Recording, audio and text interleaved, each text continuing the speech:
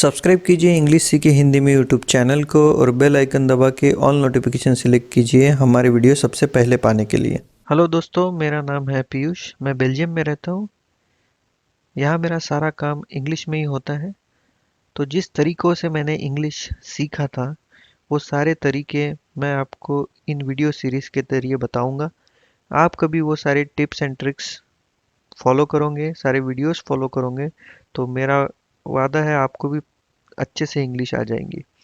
तो सरल वाक्य क्या होता है? Simple present tense. जो सिंपल प्रेजेंट टेंस होता है उसका जो हिंदी का रचना होता है वो होता है कर्ता प्लस कर्म प्लस क्रिया।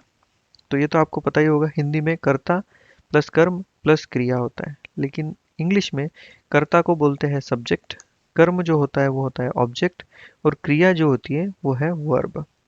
तो इंग्लिश में होना चाहिए subject plus object plus verb, बल्कि इंग्लिश में जो होता है वो होता है सब्जेक्ट, और सब्जेक्ट के बाद में कर्म ना आते हुए आती है क्रिया वर्ब, और वर्ब के बाद आता है ऑब्जेक्ट। तो हिंदी और इंग्लिश में यही फर्क है कि कर्ता कर्म क्रियापद ना होते हुए इंग्लिश में होता है सब्जेक्ट और वर्ब प्लस ऑब्जेक्ट। तो इसको आपको याद नहीं करना है, बस अभी जहन में रखना है। आगे आगे अपन जाएंगे तब समझेंगे, आपको अपने आप ही याद हो जाएगा। तो वो समझने के लिए एक एग्जाम्पल बताता हूँ। जो एग्जाम्पल है वो है राम इंग्लिश बोलता है। तो इसमें से कर्ता कर्म क्रियापद सब्जेक्ट ऑब्जेक्ट वर्ब कैसा ढूंढेंगे?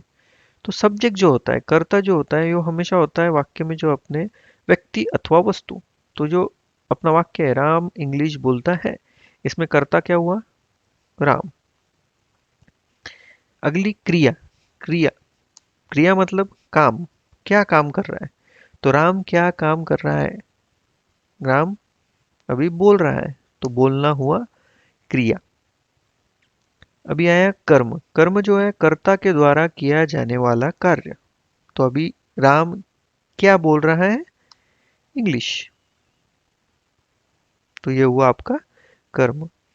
इसी वाक्य को कभी अपन इंग्लिश में बोले तो होगा राम स्पीक्स, स्पीक्स मतलब बोलना, और इंग्लिश।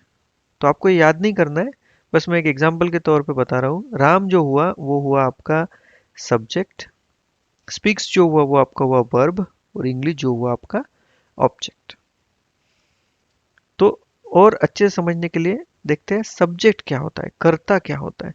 तो कर्ता, जैसा कि मैंने बताया, यह व्यक्ति अथवा वस्तु है जो कुछ कर्म करता है या काम से संबंधित है, और कर्ता का गहरा संबंध वाक्य के विषय से होता है।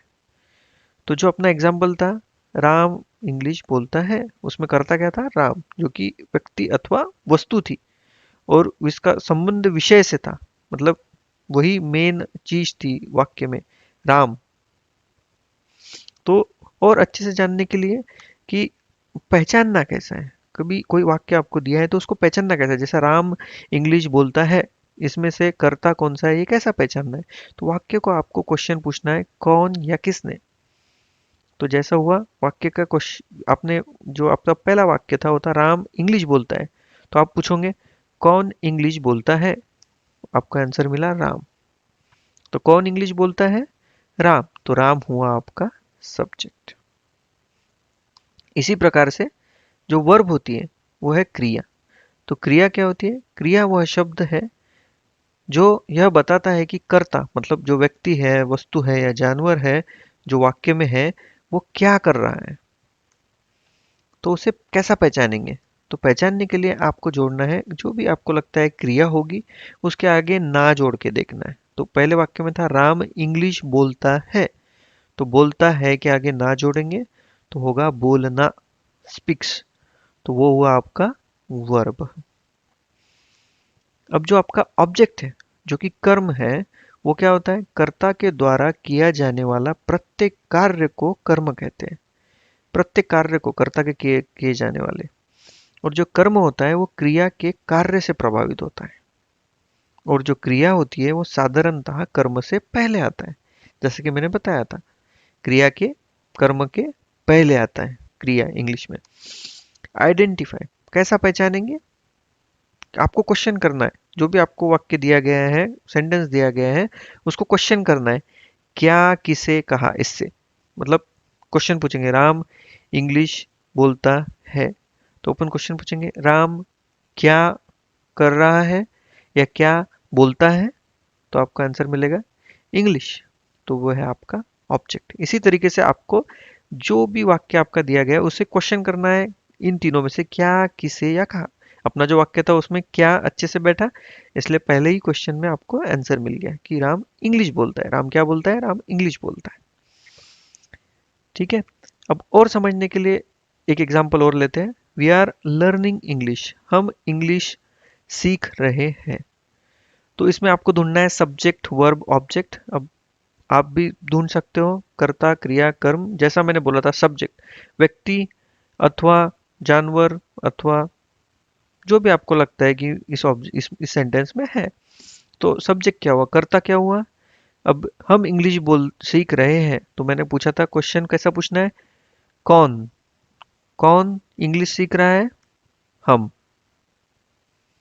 जैसा कि मैंने वर्ब बताया था, आपको ना जोड़ना है, तो सीख रहे हैं के आगे ना सीखना, वो हुआ आपका वर्ब।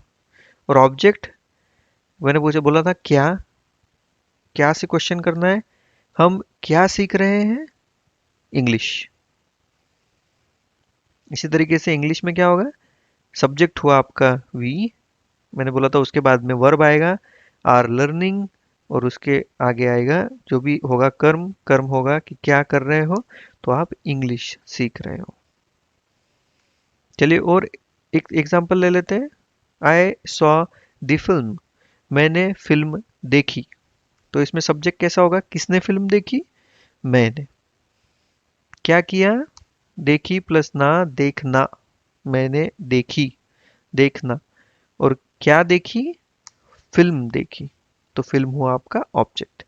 इंग्लिश में आई सॉ हुआ आपका वर्ब और द फिल्म हुआ आपका ऑब्जेक्ट।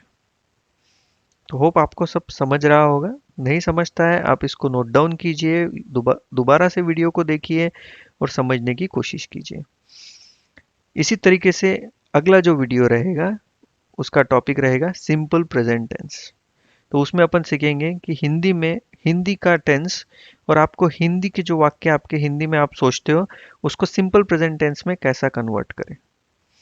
तो आपको एक रिक्वेस्ट है, कभी आपको मिस नहीं करना है तो प्लीज़ सब्सक्राइब बटन को क्लिक कीजिए और घंटा दबाकर हमारे सारे वीडियो को सबसे पहले पाइए।